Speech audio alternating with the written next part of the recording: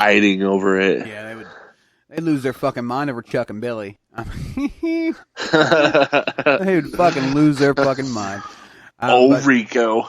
So I give the Ring of Honor Club probably a solid 3 out of 5. No, 2 out of 5. Ooh. You know, it's like the redeeming qualities. Let's go through the positive stuff. Positive stuff is that they do have some great product there. You know, obviously they've got some good stuff for you to check out. I mean, and it's pretty well labeled. It's pretty well organized. It's really glitchy, and the pay-per-view thing, I can't get over that. You know, it's a big fucking deal. Like, I bought this for $9.99 a month. You know, I got rid of 2 things to get this, and I assumed I was going to jump on and watch some old pay-per-views. You know, get to know Ring of Honor a little more. Yeah. And, it's like, no, you have to go back. Even the past ones, you've got to go back and pay for them. Wow. Yeah, it's not just new ones. Like, ones from 2010, you've got to go back and pay for them. That's crazy to me. Yeah, it's fucking nuts. I mean, I get that they got to make money, obviously, and maybe they're trying to, you know, show you that. Yeah, You had the New Japan World too, though, right? Yeah, I've got New Japan World. I still got that. I keep it. And you know what? It's like WWE Network, which I had expected it to be. I opened it up, and everything is free after you pay your $9 a month. Yeah. I mean, I watch every pay-per-view. I watch, you know, all that stuff, all for free. I mean, $9 a month, but I mean, shit, that's worth it. Yeah, definitely. I don't know if fucking keeping Honor Club around for that is. I mean, I'm gonna in the next day or so, I'm gonna try and sit down and watch another pay-per-view or something and see if it's gotten any better since I fucked around with it last. But right now, like a solid 2 out of 5. I mean, Dang. Yeah, because decide if you got the money to blow, go ahead and do it. But definitely decide if you want to deal with that headache. You know what I'm saying? Yeah, definitely. So. When there's plenty of websites out there we can watch it for free. Yeah, you can fucking pirate it. I mean, yeah, that was something I was going to mention because you had talked about that off. Which we're wrestling podcast. It's not condone pirating of any wrestling association. That's not pirating. It's definitely just pirating. It's streaming. Oh, okay. Streaming. So did you pay for it? Someone paid for it. Someone paid for it, but you didn't pay for it. Therefore, it's fucking pirating. You're a goddamn pirate, Sean. Arr. But no, I'm weird about that kind of stuff. Like, if I support something, I want to pay for it, just because. Well, that's why I buy merchandise and stuff like that. Yeah. To me, watching a pay-per-view online for free really isn't that big a deal because you know they still got the money for it. This is a good point, but I mean, I just feel like I don't know. I'm not really for it. I don't like it. You know, I like this. Like, I have not pirated anything from AEW yet. Like, you know, is there going to be a day where I absolutely have to? Who knows? God, I hope not, because I don't want to. You know, but I even missed Fyter Fest completely because there was no way for me to see it right then. I still haven't seen it. I need to go fucking watch it. Yeah, it was pretty good, man. Yeah, I heard it was. I mean, I heard it was great. It's AEW, so I mean, I expect greatness. I get greatness. That's why I keep watching it. Dude, I've been entering that AEW contest like every fucking day on Facebook. What contest?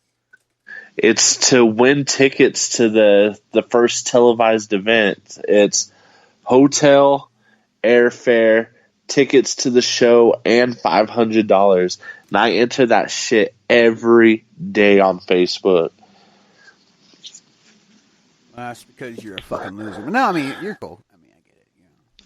Hey, we'll see when I'm flying to Washington D.C. I'll be like, hey, happen. I was gonna bring you, bro, but you know, you would give your tickets to the guy who puts asses in the seats. Just say it. Me, remember? No, it's definitely. I remember. I'm doing charity here. Nick. Oh my god. I'm doing charity. You know, you Saint Sean B. I like that. It's got a good ring to it. What'd you say? Saint Sean B. I'm not gonna do that. I'm not gonna say Sean B. And you're not saying Saint. Is that what you're saying? Saint Sean B? Yes, Saint. You ain't nothing but a bitch, boy. Oh. Nothing but a bitch. Nothing but a bitch. But no, yeah. Solomon, I'm coming for you. Whoa, whoa. Oh my gosh. But no, so yeah, Ring of Honor, Honor Club may not be worth it. It's up to you to decide. You know, I would definitely look up some more reviews, not just from me, but from everybody, and just kind of see, you know, how you feel about it before you put money into it. So next definitely. Next up, off some more of the stuff that I have wrote down here.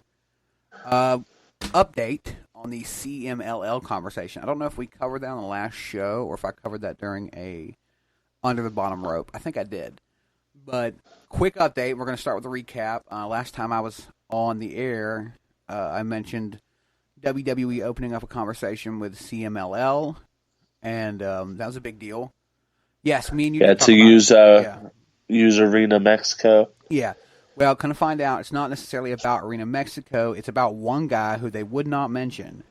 And it's basically what I wrote down was Vinnie Mac and Trips are interested in one guy they want. You know, CMLL is desperate, so the conversation is open right now. But the actual update from the owner of CMLL says they are not for sale. So this isn't going to be a WCW situation. We might see some guys go over there in a lower capacity. Same thing for them. They might send some guys over here in a lower capacity. So we may see a little bit. Potential bridge.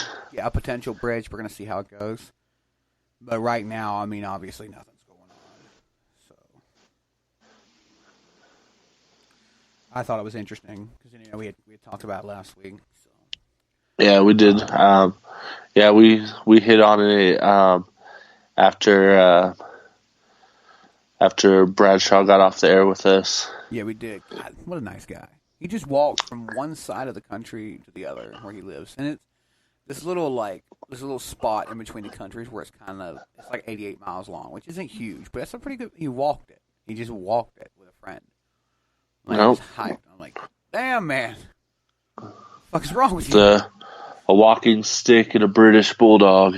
For real, man. 3 days it took him to walk this shit. Him and his friend. They would stop, camp out, or get a hotel or something, and start walking again. And I'm just like, Jesus Christ, man, what the fuck is wrong with you?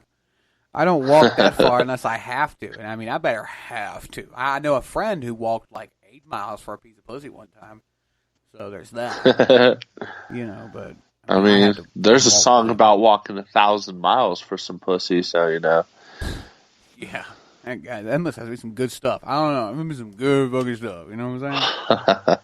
All right. That's, you know.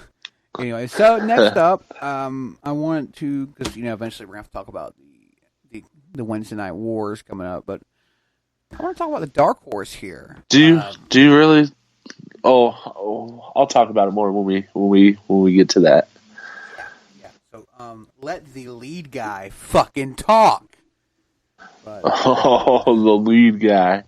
Remember, well, I guess do I need to? I should start talking more, man. That's right, folks. I'm the podcaster who cuts meat and the meat cutter who puts asses in the seats. You remember that part? Because that's the way. Self-proclaimed, bro. No, there's no self-proclaimed there, bitch. You're like Shane McMahon. You're the self-proclaimed best in the world, or self-proclaimed ass Shane putter. McMahon is the best in the world. We both know that. I don't know why you keep denying it. I don't.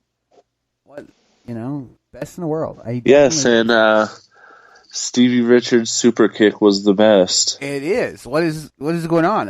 I'm agreeing with you 100%. You know, we're in total agreement. Los Ingobernables, best fucking faction in New Japan. Stevie Richards. Don't be talking shit about LIJ, bro. In 2 weeks, I got an LIJ hat and an LIJ t-shirt, all come from Japan. Both out of and you spent money on it? Yeah, I did, because I love LIJ. I'm sorry. Man. Los Ingobernables de Japón. De Japón. Yeah. It's fucking trash. Whatever. I love LIJ. Tetsuya Naito. It's Evil, fucking Sonata, Bushi. and Shingo. I can't remember his last name. That's Hiromu. Can't forget about Hiromu. Get I mean, well soon, bud. He's still dealing with a neck injury after Dragon Lee broke his neck at the last I mean, Super J Cup. Chaos, they're better. Fuck Chaos. I mean, except for Kazuchika Okada. Bullet Club. Bullet Club is as good as them, if not a little better, but I do like LIJ. They're like my favorite. I do like Naito. Like at first I didn't care for him, but then I watched like more of his matches and stuff. I was all right. Who? I can fucks with him. Naito. Naito's really cool, man. I mean, he's really cool to watch. I like his ring psychology, the taking off the suit really slow at the beginning, and like he kind of reminds me of Randy Orton, except for like with talent, you know. So I mean, like it's just really cool. I enjoyed Tetsuya Naito quite a bit. Especially the Tranquilo. Like, I don't know if you listened to it, but there was one part during the World Wrestling Cup that I did, the tournament that I just did, that it was Tetsuya Naito versus, I think, what was his name? Shinya Hashimoto. And fucking, he hits the Destino out of nowhere, and I just did it just like Kevin Kelly. I was like, Destino! I really did think it was going to be the end, but he didn't. He didn't fucking. He kicked out. I was like, God damn, he kicked out. He kicked out. You know? By God. By God, he kicked out. That man's just been broken in 3 pieces. Fucking but no, before we get down any of the rabbit holes here, so I want to talk about a little bit of a dark horse in the wrestling industry right now. Now we know the market is getting so saturated right now, which is good and bad. We spoke about that a little bit last week with Dave. We heard about Defiance closing and Wrestle Circus, and I mean, there's probably going to be more closings coming. Hopefully nobody big and nobody that we really all love and enjoy, but still, they're going to be coming. But talk about something positive here. Now, I may be late to the party. I can admit that. I know that Sean hasn't heard of him before, but I had been hearing about a company called MLW for a while now. What the fuck is an MLW? MLW is Major League Wrestling. They're based out of New York. I guess they've been around for a long fucking time. The YouTube show is only like 60 episodes in, but I think they've had some form of fucking media for, God, to the days of Dusty Rhodes and shit like that. I mean, they've got footage. They've got footage from some classic wrestlers on the intro, and I don't believe that WWE would just lend footage out for people to use for the beginning of their show. Nor would... Yeah, I mean... Unless they paid them some cha-ching. I mean, but they don't look like a company who could pay them some cha-ching. I mean, they got that same kind of impact set up, And... I mean, if one wrestling company has to close, if the wrestling gods must take a wrestling company, just let it be Impact. Oh, whatever. Tessa Blanchard, it's dead already. Has been fucking doing some shit, man. I mean, some insane stuff. So just stop it! They're dead already. Stop it! They're dead already. Now I got to check some of that shit out. But no, so I checked out a couple of episodes, and I was impressed. Really, the feeling I get from it is ECW. I mean, nice. It feels like that, man. I'm gonna have to check it out. It really does. Now it's not as insane. I'm not gonna. It's not like as like hardcore match feel. Like that's not what I'm getting. They do have a lot of those.